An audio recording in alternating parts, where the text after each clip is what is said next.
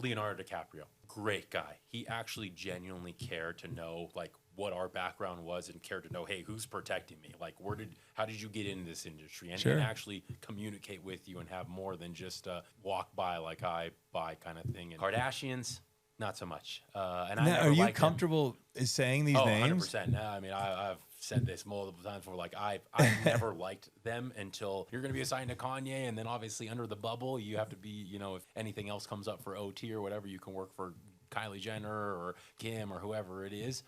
I am Josh Galindo. I've built several successful businesses utilizing the one tool everybody has, the mind. I am here to guide, coach, and prepare you. We will debate, discuss, and grow our minds together so you can obtain your own success. Fuck average, be legendary. This is my podcast. What's up, guys? We've got Mike Ayala here in the studio. We are going to talk about all kinds of fun stuff, what it's like to live in California, why not to bitch about the taxes in California, and simply just make more money and enjoy what California has to offer. Learn a little bit about his celebrity-backed previous career, and we're just gonna have a lot of fun. Stay tuned. Fascinating character. Listen up, and let's have some fun. All right, Mike. So, Mike, thank you. You know what? I'll even have fun with it. This will be the third round Mike and I have tried to start this podcast. Mike, what was your last name, Mike? Ayala. Mike Ayala is here with us in the studio. I'm so thankful that you're here. You live in Newport. Yes. And you were just telling me a pretty fascinating story about how you got into the entrepreneurial space. Yes. What I love is that you went from what I think a lot of people desire to be, which is like you said, a firefighter. Yeah. At least in Nevada, that's like a really, really hard gig to get. Sure. Yeah. Is it out there in Cali too? It's very difficult. So you had that. You jumped into that space for a little bit. Yeah. Then you said you were a cop. Yeah.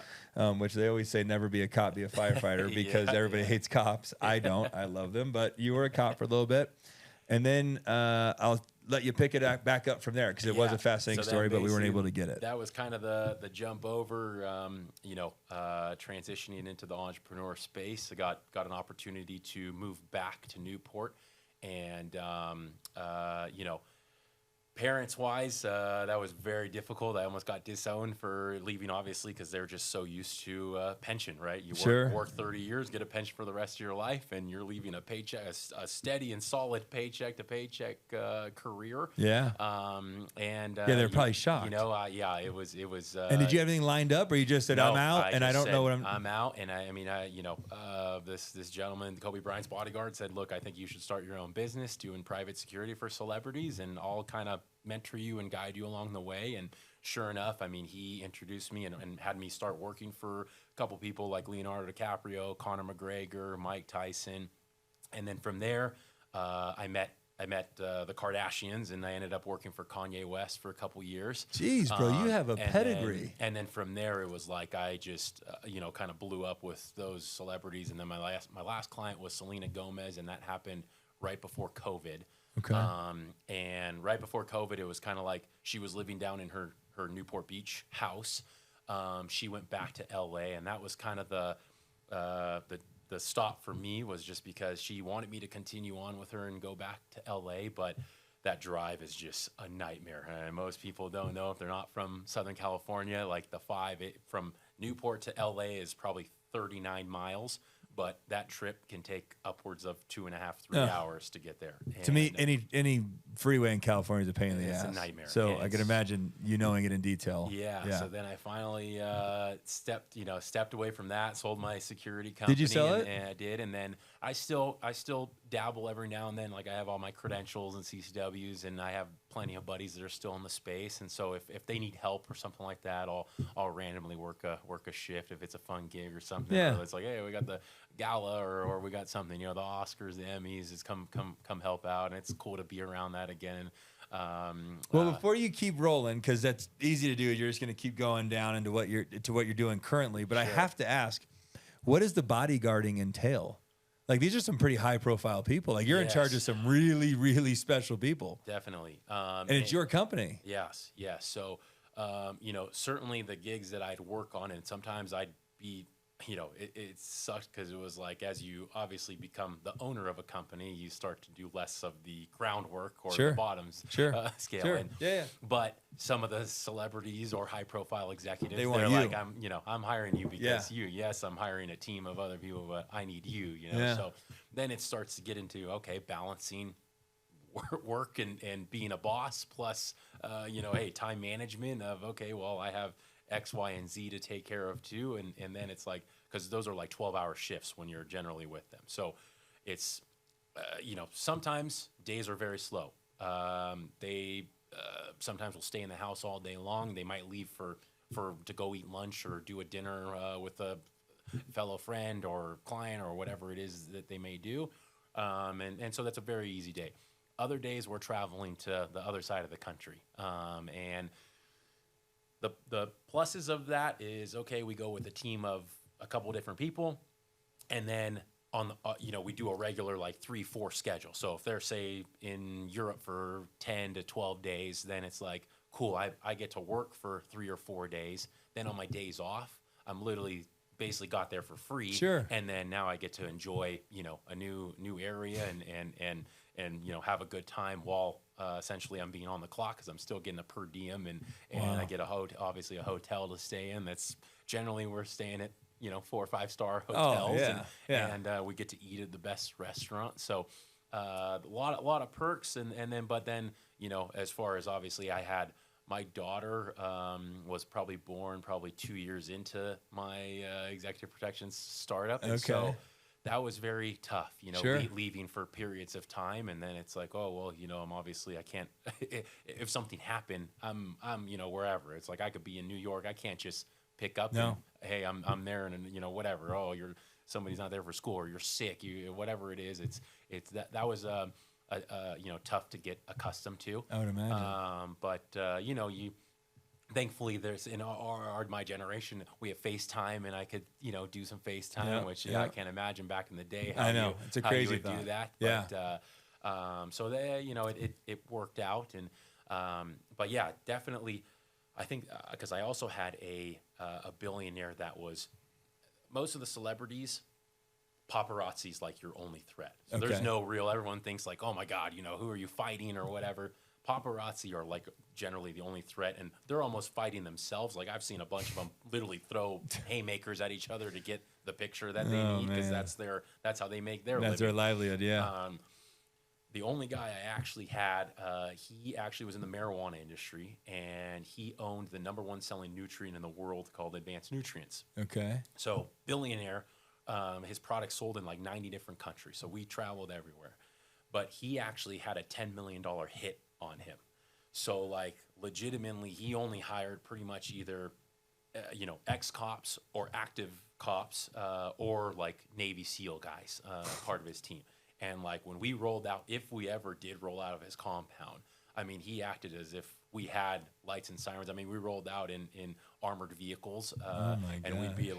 like one right behind the other. And he goes, I don't care, you know, I don't care if there's a red light, there's traffic, you go in the other lane, like you pretend like you're going code 3 to a call, wherever it is that we're going, whether it's like a doctor appointment or whatever. Wow. He's like, do not stop the car. I will pay for what, you know, we get pulled Any over, tickets, ticket, anything. I'll pay for whatever, I'll pay for the lawyers, just don't stop. And God, that what was, a frightening life. that was the only like legitimate threat where like, I mean, we rolled out with ARs, like there was no like, I mean, it was like, you know, we could get shot at or whatever. Like this is legitimate, you know? And that was, you know, pay was great. It was double what we were making anywhere else doing executive protection in cash. So like Oh pay my was great, gosh. you know? But then you had the actual potential Yeah, to of get getting shot blown at up or shot. Yeah. Sounds like Getting they'd taken trap a out. bomb more than Yeah, shoot you out, you getting know? taken out with the guy, you know. So Crazy. but I mean, great gig, and I mean, a lot of fun. I got to experience a lot of things that I would have never experienced. Are these people these super high profile celebrities, at the end of the day, are they just like you and I? And you have to be specific. I don't need need specifics, but you know, do they radiate an energy that, like, what makes them so special? Did you get to Right. see it? Did Right. you? You know, I'll say like Leonardo DiCaprio. Okay. Great guy. He actually genuinely cared to know like what our background was and cared to know, hey, who's protecting me? Like, how did you get into this industry? And actually communicate with you and have more than just, hey, walk by like I buy kind of thing, and you open my door or whatever, and then just walk me and we don't talk. So he genuinely actually cared to know, what our past was and how we got in the industry. And then he would talk to us on a daily basis. If you came out, he'd actually have a conversation. Hey, how's it going? What's new in your life? Just like Sia Furler, the Australian singer. She legitimately, she was probably one of my favorite clients because, number one, because she wore that mask of over her face, and so like most people didn't know who she was unless you were like a super fan. Yeah. We could walk into Target, where at Ross, nobody, we could walk into normal places that like it was amazing to walk with her. And then she would always be like, here, let's get your daughter this. I think she'd love this. And like genuinely just did not care about money, did not, super humble, she always had a stack of cash in her glove box, and like she'd be like, Mike, hand that homeless guy money, like just constantly. Anytime we'd go on a drive, just hand out money to homeless people. Genuine person. Kardashians, not so much. And I never are you liked comfortable saying these names? 100%. No, I mean, I've said this multiple times before. Like I never liked them until I didn't even know I was going to work for them until I signed about like 1,000-page non-disclosure agreement. And they're at the end of it, they're like, oh yeah, okay, well, it's the Kardashian family that we're assigning you to. Right. You're going to be assigned to Kanye, and then obviously under the bubble, you have to be, if anything else comes up for OT or whatever, you can work for Kylie Jenner or Kim or whoever it is. But they genuinely like they have no. I mean, obviously Kim, like they have no talent as far as like sports, sing. There's nothing. Yeah. She got That's their gig. Famous for what she got famous for, and but they treated their staff so bad.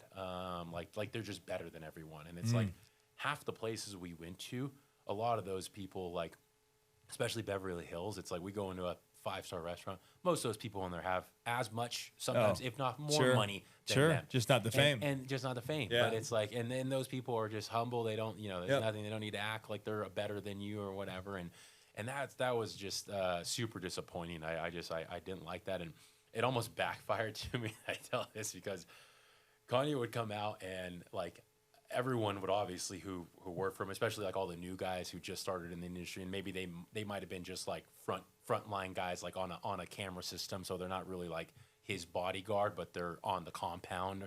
But they would just like be all over, sir, can I get you this, sir? And it's like, dude, calm down, So then I never fell into any of that, especially because I was already like getting paid so much from other gigs that I liked the genuine more people. So like I just didn't care. It actually backfired to me to where he only came out of the house and came to me. And I was like, I don't want to see you, dude. Like no. This is the last thing I want to do is talk to you or hang out with you. Oh my goodness. That's pretty much the rest of everyone else is pretty much genuine or humble at least. Kathy Griffin, I mean, she's pretty rude. This is crazy, the amount of people that you could write a book on how many people you were involved with. It was great. I mean, a lot of fun, and I mean, Conor McGregor, that guy was hilarious. He's the greatest. Hilarious. Yeah, that guy's awesome. And he stays like his vacation home is in Hermosa Beach. So, and I mean, he made our job difficult in the sense of because he would just do whatever he wanted and didn't care. Like he would jump in, and it's not like, I'm not going to save you. I mean, the guy can beat me up. So like he can fend for himself essentially, but he'd go in the middle of he'd see like the Irish flags hanging from like a bar, or like a house. He'd be like, pull over, go run up and be like, and then, I mean, it just, basically put us in difficult. It's like, oh my God, this Connor. is the opposite of what we want. I mean, he'd draw a whole crowd and it's, I mean, but super fun guy. I mean, great times. Wow. Always laughing and joking. And, I mean, those are the guys, that was fun to work for.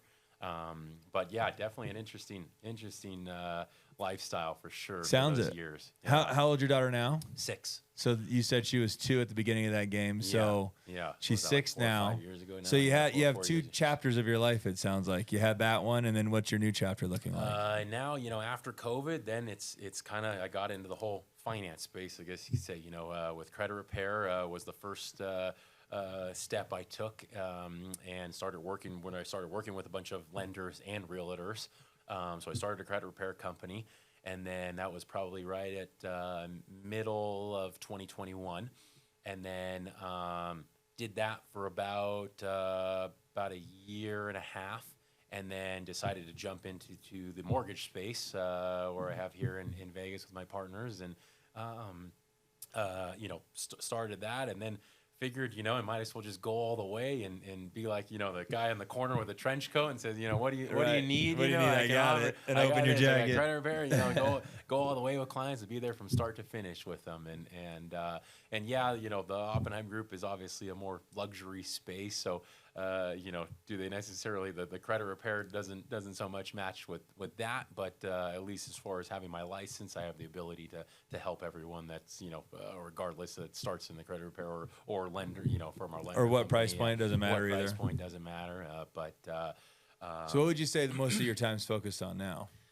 Now, pretty much now that I have, my credit repair, now it's pretty much real estate. Okay. I've just been kind of focusing on that, and just because everything else is kind of running itself, and I don't need to be there. So the credit repair company runs itself. Runs itself. And then the mortgage company's running itself. That's beautiful. Yeah. That's really good. Yeah. Yeah. Which company is a more lucrative business? Is there? I mean, I have companies that I make very little money off of, but to me, I'm like, if I can find time for all of these companies, not killing myself throughout my day's commitment, then I still do them. So I'm setting you up to be able to feel comfortable saying, sure. You have to tell me numbers, but like, I mean, I think the credit repair space in general has definitely what's the word? Funded my lifestyle. Over and primarily is like the mortgage company, we were just getting started, so that takes time to obviously build up. Yeah. I have a restaurant in Scottsdale. Man. Same thing, it's So you're all over the place. I'm all over the place. Dude, you were fascinating. But yeah, so then like that. So you got the restaurant Scottsdale, you got the credit repair, you've got you're a partner in the mortgage company, or you own the mortgage? Okay, so partner in the mortgage company, or own. We split that 3 ways. Yeah. Okay. Yeah. And then practicing real estate. What else? And then I have some Amazon stores. Okay, I'll say if you didn't say anything else, I would be okay with it. But I didn't know if there was anything else. That's the last of it, I swear. Wow. Yeah, and then I mean it's just real estate myself. Like I just sold my investment property last year in November, and I definitely want to jump into owning out of state because California is just it's absurd to try to buy in cash flow there. Is there any opportunity there ever? Like, have the locals that know? Like, I'm thinking maybe I just don't understand the market enough. But to me, I would be like, I understand real estate pretty well, and I can't think there's any way to make anything pencil there. Sure, and it doesn't. And it doesn't. Even like with Section 8, which that's like I've been focusing on. I have a portfolio of 46 houses in Chicago that I've been working on purchasing.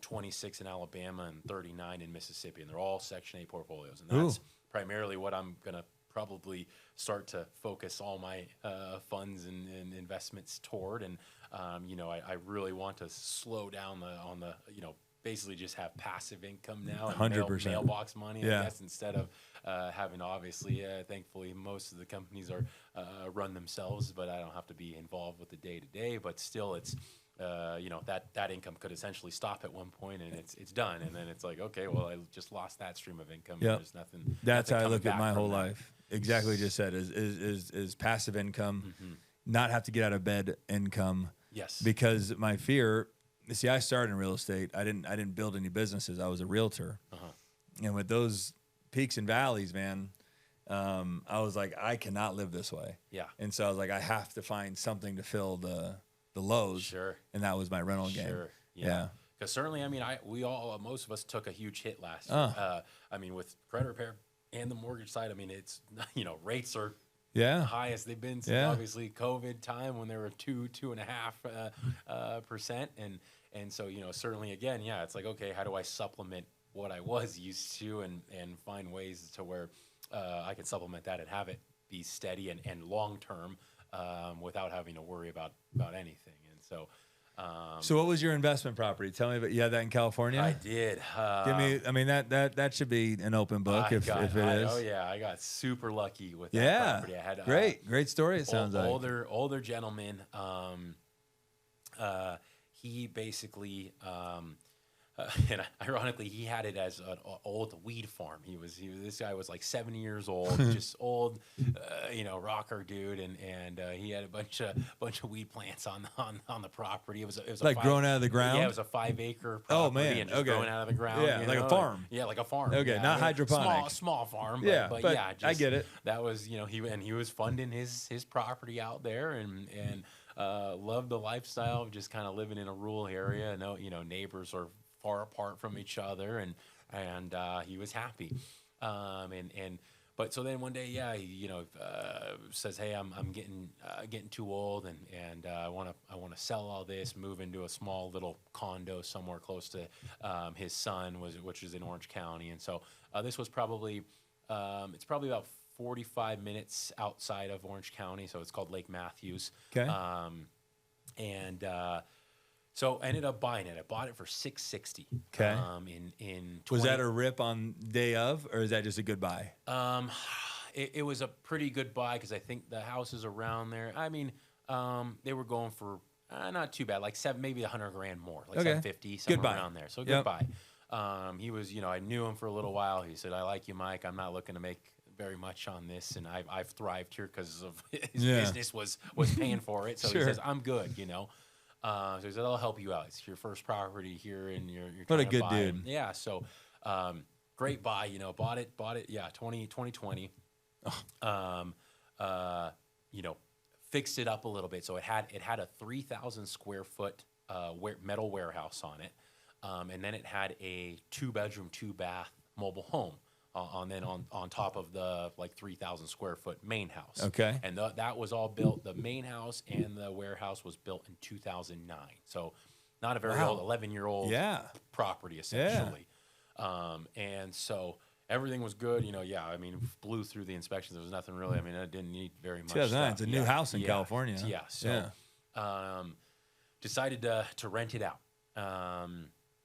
I ended up demoing because of that little 2-bedroom, 2-bath was kind of it was kind of molded out, junker. It had been there for a long time. The mobile home, you're saying? The mobile home, because they had been living in it. The original owners had been living in it while the whole place was being built, and so it had been there for probably 15 years or so, and it was just kind of worn down and beat. So I ended up putting a slab down there. Okay. I built a second 2,200 square foot. But 25-foot tall warehouse on that slab. So I figured that area out there had a lot of guys that were either doing race boats, automobile. That's first just, thing came to mind was a boat. Yeah, you can have that kind of have a business with your toys, and then have a workshop plus the main home. So then ended up selling it seller finance first. Year later, for 1.2. Okay. So how much down? He put $500,000 down. So you got to keep that. Yeah. Okay, because you said sold it once or the first time. Right. Okay. So you got 500 in the bank now. He was there for about a year, because I gave him a 2-year window. So he was there for about a year and a half, to where then he had a bunch of other properties, so he wasn't. I went out there because something broke or something, and so I went out. Well, the place, when I went out to check, the weeds were like 6 feet tall. I mean, he looked like he hadn't been there for at least 8 months, So but he was still paying every month, paying on time, until about 4 months before his 2-year time frame was up. Said, hey, we're getting close. We wrote, hey, 90 days before, you need to either decide if you're gonna relinquish the place, or you need to open escrow, and then we go through the actual final sale. You pay the remaining balance of $700,000, and so then that's when I knew things started, because then that time came up a little bit, came and went, and then his communication started to really downfall. Then he missed that 90 days prior payment. Okay. So then it's like, okay, hey, I need you to do this, which again, I wasn't too because I had made Yeah. so much. So I'm like, okay, hey, Yeah. I'll give you some leeway. Then he misses the next month. Now I'm like, hey, you got 30 days left to close on this place. Like, what's the deal? Okay, so we open escrow. 30 days come, he doesn't close. So I let him. I said, hey, I'm still going to be very lenient, but you also owe, the back $5 grand of So like, you owe me 15 grand. I'll allow you to continue for another 30-day escrow if you pay up your previous balance. Makes sense. So okay, I'll pay you. So he ended up paying. He says, here's like $5 grand now. I'll give you the other 10 in a week. And then we continued on. So we continued on. Of course, a week goes by. Nothing. Doesn't pay. Then he just stops. Like I didn't even hear from him for like 2 weeks. I'm calling the escrow. I said, hey, who's his realtor? I'm calling his realtor. She doesn't even. She's like, yeah, I haven't really heard from him. I don't know what's going on. Da da da da da da da. So then, by the time that I finally gave him a pay or quit kind of thing, and then we dropped out. He had a boat, he had toys, all in the place. So I didn't know this again. So I hadn't been there since the time when I had you rolled gone. up, it had weeds. Oh, they were like 8 feet tall out there. So it was like from the 4 months from the last time I had seen it, for whatever reason, either he didn't pay his electricity, so Edison shut down the power because he was like 20 grand of bills that he didn't pay Edison, and then he had all the So I show up to obviously change the locks, and I'm like, oh my god, there's probably 150 grand worth of equipment. There was like an F-350 dually truck, a boat, a fifth wheeler, ATVs. I mean, all this stuff, and I'm just like, well, I don't know. I mean, I guess I could sell all this, It's like, what am I gonna do with all this crap, It's like, okay.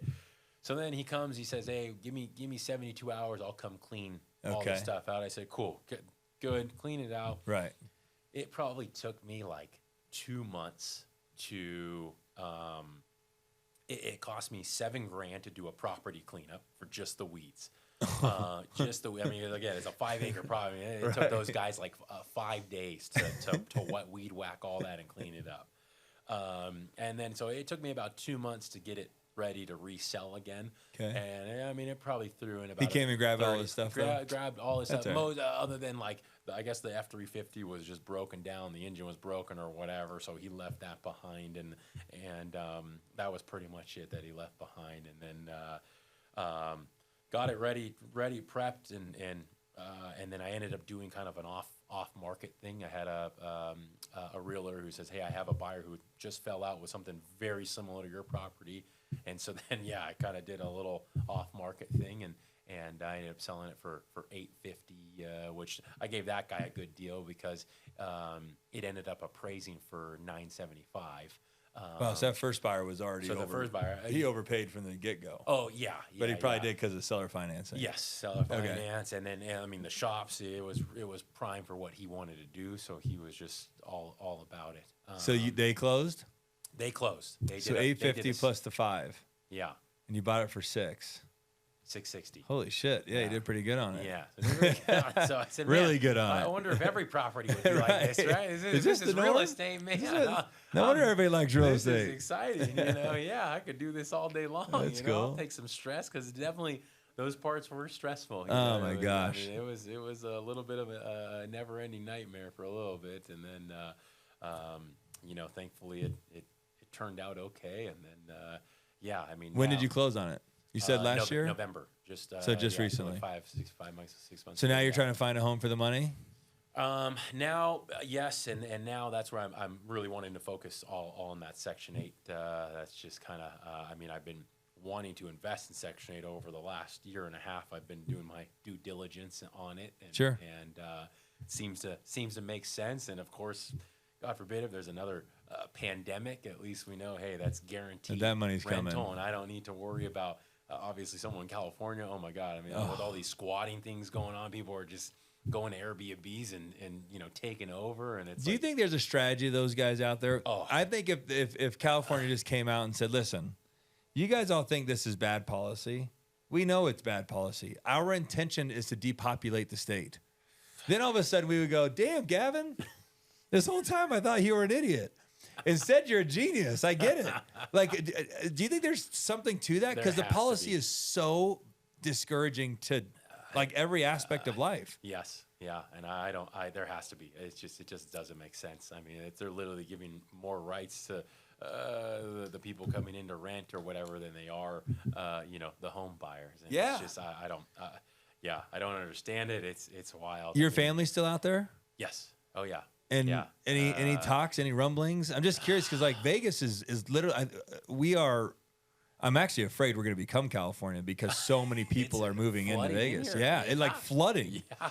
It's shocking. Oh yeah, and that's like I'm looking. I definitely want to get a little place here so I can go back. What do you think? What do you think it is about California? I mean, you're living proof of it. Because to me, I look at it, I'm like, how do you get ahead out there? Or is it not as bad as everybody makes it seem? Like, do you actually pay? What is your state income tax? What 15%? Yeah. I mean, obviously. Write-offs are write-offs. Yeah, right? so is there a way to work that just like... I mean, I hate to say work, but there's tax write-offs. And that's pretty much, which it's pretty funny. I think like, what was it? Probably my second year because in business for myself because, I was from a W-2 my whole 8 years in working history before that. So like I didn't know anything about write-offs and all that. And so my first year was like... learned about them real quick. A lot. Yeah, I learned about it real quick and it was like... Oh my God! I think my second year, I had made like just around $750,000, and like I think I probably ended up paying about $15,000 in taxes because I found all the loopholes in comparison. Got it from the previous year. It was just like, it's a great year. God, you got to spend a lot of money, but at the same time, it's like, hey, well, I'd rather enjoy my life and spend all this on business expense dinners and traveling or whatever than paying to the government. It's going nowhere anyway. So agreed. If it went somewhere logical, I would have less problem paying it in. But it never does. But that's essentially, everyone's like, oh my God, how do you survive there? How do you pay there? And it's like, well, then, I mean, there's two ways of saying it, right? It's like either, if you can't afford to live there, then I guess, look elsewhere. Or I just say, hey, just make more money. Just make more money. Just, my neighbor is from Beverly Hills, and I'm like, and he just loves California. He goes back all the time, and he talks so highly of it. And I'm like, bro, that place sounds terrible. I'm just like, and I'm born and raised here, so I don't know any different. Yeah, that place sounds terrible. It sounds like it's just so expensive. Why would you? He goes, just make more money. He goes, if I want to live there. And these are the rules that I have to abide by to live there, aka taxes. Right. I just make more money and pay the taxes. Yeah. He's like, that's just what it is. It's not like it's unexpected or they're surprising you with you. Yeah. He's like, no, this is the deal. You want to live in California with great weather and beaches. This is what you pay. Yeah, and Southern California, specifically Orange County. Obviously there's outside cities that like I would not choose to live in that I would not under those pay to circumstances. live there. Like I'm not a fan. I'm from the Bay Area. I'm not a fan of San Francisco at all. It's very dirty. A lot of homeless. Sad they ruined that too. Yeah. So Newport, Laguna. Those cities, great. Obviously that's why people would stay there, and it's still amazing to see the amount of money that are there, even though like. Right now, rates are super high. Inflation, house prices are through the roof, especially in California. I mean, $1 million home is in Orange County, like we say, the hood is Santa Ana, and that's like the ghetto. It's like you can't, $1 million gets you like a 2-bedroom, 2-bath condo. Yeah, I've been looking. Of that, I mean, it's crazy. But the amount of people that I'm still seeing, the great houses that go on the market. They're gone within 48 hours. There you go. And I mean, who's buying all your product? That's my question. Let me break it down. Yeah. I always go, okay, everybody's flooding California. They're coming to Vegas. And then their justification for leaving is it's miserable. It's this and that. The taxes are too. Okay, got it. Message received. But who's stepping into their shoes and supposedly taking on that burden that they're running from? Yeah. Is it foreigners or is it move up Californians? Yes, that's probably a piece of both. Definitely people that either decide that this is where they want to live, so they realize they need to tier up. Got it. Sure, that makes sense. I'm staying here. If you're staying here, then you need to move up into the in your class range. You gotta make more money and be able to live this lifestyle. Then I guess if you're gonna stay, then this is what you need to do. Got to do X, Y, and Z. And then obviously there's the people that are spending what they're spending because they're I guess in the 1%er average of they're Yeah. making 7 figures or more a year, and they can afford to live there, and then obviously the elites of there. I mean, I have a client who I can't wait to post his house at the end of the year, list his house. I mean, all he does, he's Canadian, and he comes in to Newport, a month at a time, every 3 or 4 months, and then he's traveling to the rest of his houses across the world. But it's like he bought a house for $5 million cash. He's tearing it down completely. Oh my gosh! His new bill is going to cost him about $5 million, and then he'll have me list it for about 13, and it's right there in Newport. Crazy. And then his future son-in-law, basically on a smaller scale, he's kind of doing the same thing. He just bought a $2.5 million. He almost completely demoed it, and then I'll list it in about August for about $7 million. So, how fun! But it's like you have those clientele who they don't, all cash. There's not a flinch in their body. Sure. Just shell it out. And then they're just they're vacation homes for people there. And that's So is the real estate space, like in Vegas? I wouldn't say that what you see on TV is even close to reality, but it's also Vegas. You're also selling homes that aren't very sexy, and then there's obviously very, very nice homes here. But in the places that you're describing, is it easier, or is it still a grind? Is it still? Oh, it's a grind. Okay, for sure. it's the same stuff. It's a grind. It's the same stuff. Even coming from like even successful guys that I'm say it's a grind. Fortunate from like obviously a lot of the celebrities and high profile executives I work for. Like I'm reaching out to all those Sure. clients when I worked for security for them, because they're the ones that can afford or are in this extreme luxury space. Yeah. But it's still a grind, and then to sell those homes, it's again, you're not finding the majority of the population in Orange County are not affording a $5 million and up home. So the time it takes to list and actually sell that home is a grueling process. Okay. It's not as easy as just, you see on Selling Sunset here, a house is listed and yay, and then all of a sudden, It's next closed. episode it's closed. Right. Well, Yeah. $400,000 huge commission. gap between, Yeah. they're getting paid. Yeah. So it's definitely a process. And sure, there are every once in a while where it's like, okay, cool, like this client that I have, as soon as this house is built, I sell it, he's going to buy it, he'll transfer that 1031, that money straight into another buy, and it'll be a constant turnover with him. So you have those clients that are constantly going to be with you throughout the year or whatever. But other than that, to attract new business, it's definitely a process. It's probably a fierce market too. I mean, it's 100%, very competitive. 100%, yeah. So do you think I love Laguna. I think Laguna is very similar to Summerlin. Okay. Yeah. Just when I go there, we stayed at the Waldorf. Yeah. Okay. Yeah. Yeah. Montage? Yeah. Oh my gosh, Yeah. bro. Incredible. That was a Montage is great. spectacular Yes. experience. Yeah. My 4 little kids. And when we first showed up, I was like, Beb, for what we're spending, this is not a kid hotel. Like, this is not going to work. And then when we learned the grounds, it's 100% for families. Yeah. We actually we're on the second floor. We got moved to the first. Now we're at the fire pits where the kids can run out into the courtyard. Yeah. And then you had the pool right here, and you Right. had the little trolley down to the beach. Anyway, so when I cruise around Laguna, I literally sense like there's like a level of OCD in how they run that little town or city, Yeah. And that would be where I would buy. So having said that, I got a question for you. Let's say that you're my realtor. Could you be my realtor there? You could be, right? Sure. Yeah. Okay. Do those beach cities, do the prices, you could never say that it's guaranteed they go up, but like, do they ever go down? Or is it rare? It's rare. And even, Newport, the duplex I'm in now, we bought that in October of 18. Okay. Bought that with my parents. And so, bought that for 1.835. In just 2.5 years, an investor came through and started door knocking.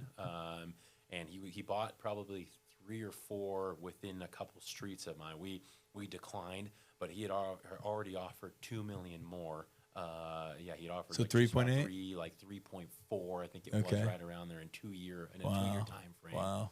And then now, you don't see it. I don't think it's ever, even if the market crashes or whatever, it might come down a little bit. But I think primarily those cities stay. They don't fluctuate very much. Yeah. Let's say like again, Santa Ana or Orange, Tustin, the inland Orange County cities, sure, they'll take a huge hit. Yeah. But they, let's say 6 to 10% will drop over there.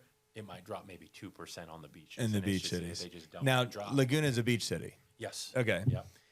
What about Airbnb along those coastal type? Airbnb, and again, Is it legal? Oh yeah, they have them all around there. You have to get permits with the cities, and sometimes, so like in Newport, we have a permit that's short term. They no longer, you either have to buy now. There's a wait list. They're not giving them out anymore. Okay. And that ended about a year and a half ago. So again, You have to buy somebody else's permit. You have to, with the house that you have to buy understood. that permit that Got comes it. with that house. And so that in itself is probably a couple $100,000 Sure. permit just for yeah. that alone. Yeah. For the short-term rental, and that's, I mean, it's the same though there, or maybe even worse than anywhere else as far as like Airbnb or short-term renting. If you're buying in today's market, there's no way those things are cash flowing. I mean, not even Airbnb, in which they're prime, try to get as much as possible with the rates that they are. I mean, sure, a lot of those people were like a 2.9 interest rate. Right, and that's what you're competing with. The other guy will always be able to have a lower nightly rate. Yeah. Which would make it difficult for me to even book, let alone cash flow. Yeah. The reason I ask is I have 3 Airbnbs in a town called Bryanhead. Okay. I don't know if you ever heard of that, but it's like a little ski town in Utah. It's 3.5 hours from here. Okay. It's the easiest 3.5 hour drive. Anyway, and those do cash flow because we bought them under what you just described. We bought them inexpensively many years ago, and they all have super low rates. But what's more important to me is at least having it offset some of the cost to owning it. Sure. And I know, which is why I asked the question, is I want so badly to own something in Laguna, and I don't even think I have the time to use it right now. That's the issue. But if I could just get it to offset some of that cost, and then that way in 5 years, because in 5 years or 10 years when my kids are grown or on their way to being grown and moving out, when I do have time to use it, I'm going to be thanking my previous self for having bought it.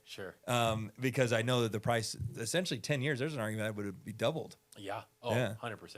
I think it's always going to appreciate on those beach cities. I truly, just from seeing the last 10 years of being down there. Yeah.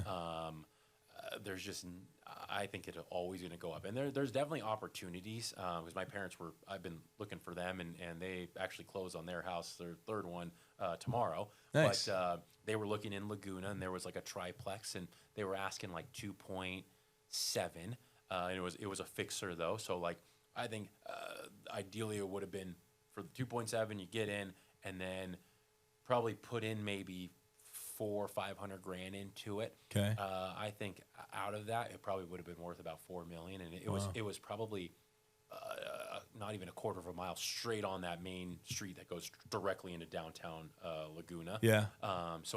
Location, view of the ocean, and was it vacant?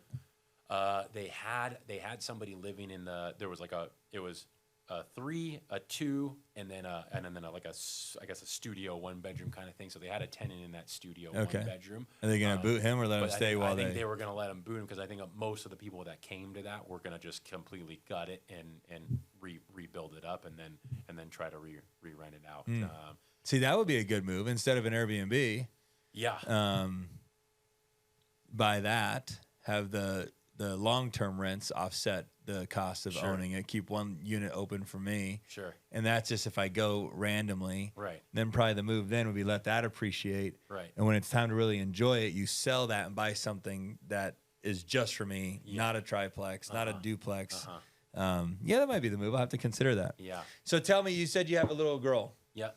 You said she's 6. Yep. Tell me about that journey. Yeah, it's been an interesting one, especially as a single dad. I get along. What's her name? Emma. Emma. Yeah. Okay. Emma Olivia. And so like I get along great with the mom, and Good. I think that's huge as far as because I've seen a lot of buddies who are either divorced or same situation, just single, and they've not had it as good. No. And so I think that's imperative. And even if you put your daughter aside, just have your own sanity. Sure. Let's start there, Yes. and then obviously she's a massive. It's a massive win for your daughter to have that. So I would imagine. So that's been a huge, just fortunate enough to be lucky enough to have, mom makes good money, and so it's like we split our time 50-50 with each other, and it's like you pay for her when you pay for her, Ooh. I pay for when I have her, and then we split a couple of the insurance in her school, just basic stuff in the middle. And but it's been a journey. It was very very tough at first. Obviously kids can't speak, and so at first, and so it's like, I just, it's like, oh man, it's driving you nuts. Like, what do you want? I'll give you whatever. Do you want food? Are you thirsty? Whatever it is you need, just, it's like, but you can't speak with them. Were you single dad from when? From the beginning. Oh, yeah. You're a hero. Dude, I was not a single dad. I had wife from day one. Okay. And it was hard. That first kid's hard. Yeah. Because to your point, they don't speak. You don't know what they want, what they Right. need. And Yeah. Okay. Continue. So, growing up, and then she's, obviously walking, started talking, and then, it's been great. And she lives, mom lives in Irvine, so 10, 15 minutes away from me, so it's pretty close. Good. And then, she is a little sassy one, though. Boy, she's got a personality to her, which is great. All our teachers are like, oh, she goes and gets along with everybody, and so well, maybe it'll be good for sales, or she'll be good, she'll be good. But we definitely keep her very busy. She's very active, like sports or dance or something. So boy, I got so Tuesdays is dance, which my parents are kind of. That's their day spearheading to spend with her, and they take her to dance. We have a parent day. It's Thursdays for us. And Tuesdays for us. Wednesdays she's got because she'll have a big ballet rehearsal coming up in June. So Wednesdays right now they've been practicing that for that big day. And then Thursdays I take her to jiu-jitsu. Wow. So I'll pick her up from school, take her to jiu-jitsu, and then take her to dinner, and then drop her back off at mom's. Oh, that's cool. And then we rotate every other weekend. So then she's in, like, Saturdays are our big day. We do like ballet, dance, gymnastics, and then swim.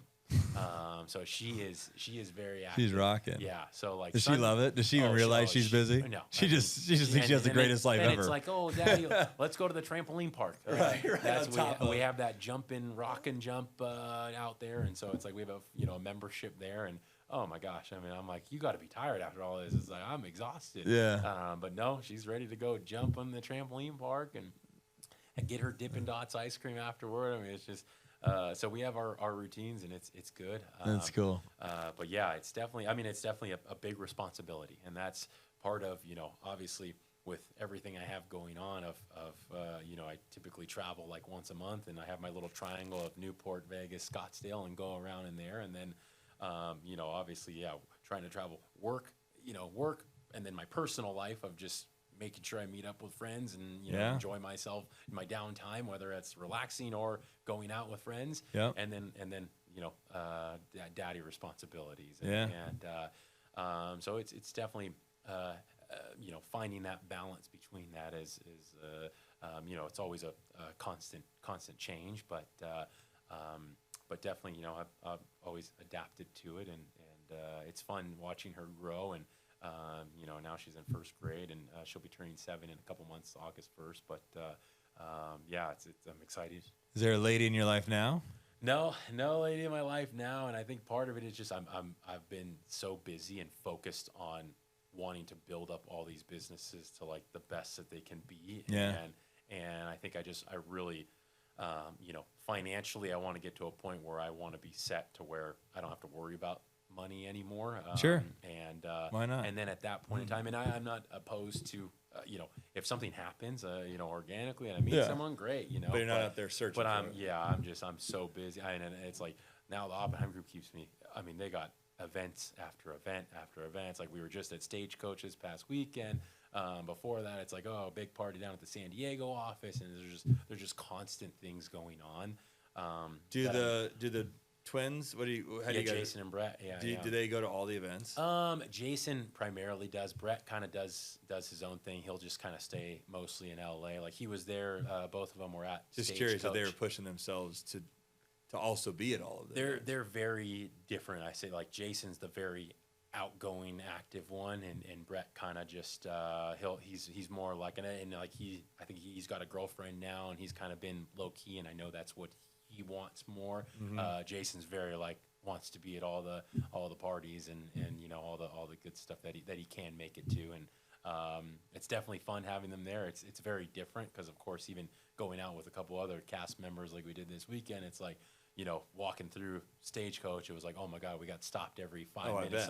Oh my God, that's Jason, or oh, that's Mary, you know, oh my gosh. And they did a great job with that show. Yeah, and you know, and I don't want to take anything away from what Mauricio and the agency tried to do, but not even close. Yeah. You know, because I'm not saying it's an easy space to do, but man, the Selling Sunset. Yeah. And it was like, how is Selling Sunset, which exposed their blueprint by going live with their product. Sure. And then the agency version, like, how did that just not create the same effect when you knew what to do? Yeah. You just had to duplicate this.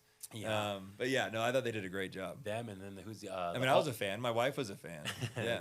The Altman brothers are the other ones that are. Yeah. They're building an office down right by our Corona Del Mar, probably like 300 yards down the road from our Corona Del Mar office. Really. And I know they're, you know, we always we see each other at events, and you know, if some of us are wearing shirts or they know it's our group, you know, we'll always kind of got our little beef, I guess, you know, just kind of friendly stare from competitiveness. afar, kind of okay, well, you know, the other powerhouses in the group or in the building, kind of thing. Sure. You know? So. But it's fun, you know. Are the Altmans going to do their own show? Is that what you're saying? They just built their own? No, they're office? building another office down there, and I heard something about out here maybe that they were going to potentially do something in that. Where is it? Like toward Henderson? Is that something out there? The Four Season development. Something. Askaya or Terra Firma or something like that. I don't know. That one doesn't ring a bell. But yeah, you know, I don't do anything in the high end space. I'm not a high end. You know, I'm the most expensive house I've ever sold in my life. I just sold 2 weeks ago, and it was to my mom and her new fiance for $3.125. Okay. That was, and I gave back $60,000 of the commission. So I walked with 20 grand. So I didn't even get the full effects of selling a house that big.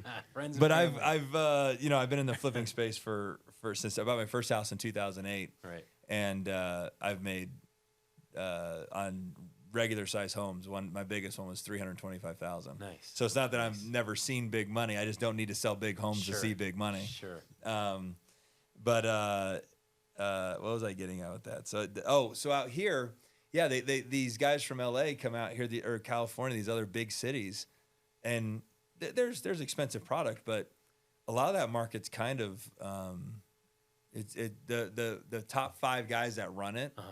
They're doing a great job running it. Gotcha. And I don't see Mr. Altman walking in here and going, I'll take it from here, guys. Sure. You know, it's like our locals out here, like Ivan Sherry's. I don't know if you've heard of him. I haven't. No. Yeah, big boy. Okay. You know, he's got his hand on the on the throne pretty well. Okay. And there's a bunch of those guys. There's about 5 to 7 of them. Okay. You know, so I always laughing when these new companies come into town, like they're going to change everything. And we were about to. That was basically before we opened the San Diego office. We were going to, like, Vegas, and it was basically between San Diego and Vegas. Okay. I think a lot of it, you know, we come to Vegas a lot to enjoy ourselves. And I think that was primarily the reason was, well, you know, if we change it into work, then now that's not our play area, and we want to go there to have a good time. You know, whether it's F1, sure. We were all just out here for Super Bowl. I mean, I wish we had a Vegas. So you guys are lucky. Seriously, I say to myself, man, where's my Vegas? Yeah, think about that. I don't have a Vegas. Miami, I guess, is the no. I went to closest Miami. thing. It isn't even close. Like not even close. I was actually so disappointed by Miami. I'm like, I'd rather be in Vegas.